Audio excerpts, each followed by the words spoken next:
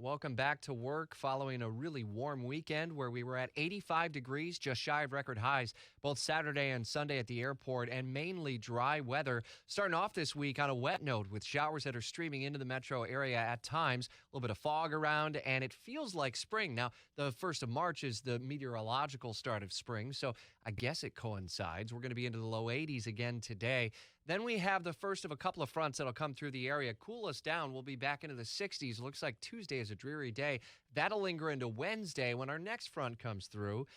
We're detailing all the changes in the 5-day forecast every 15 minutes during Jacksonville's morning news. And when the sunshine returns, we may begin the next warming trend.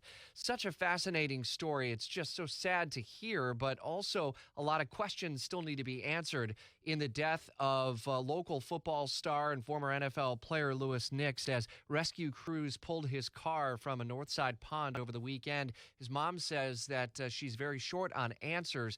He was reported missing several days prior to his discovery over the weekend. Sheriff's office has said very little about this, and we're continuing to dig deeper into the story and try to bring you the very latest developments in what is still an unfolding situation and just a sad story all around for the family and friends of a local football star, Louis Nix. Nationally, we continue to follow the next steps in the Senate now on the COVID-19 relief plan that narrowly passed the House. No Republicans supported it. 2 Democrats broke ranks. So it was a narrow passage. And we already know, because we brought it to you Friday of last week on Jacksonville's Morning News, the Senate parliamentarian weighed in and said a minimum wage hike to $15 an hour could not be included in this under the budget reconciliation rule, which would forego the filibuster-proof majority of 60-plus votes and really only required a simple majority in the Senate. So the Senate is likely to tinker with this some. We will follow that story ahead, as well as the unpacking of the Johnson & Johnson boxes of the single-dose vaccine,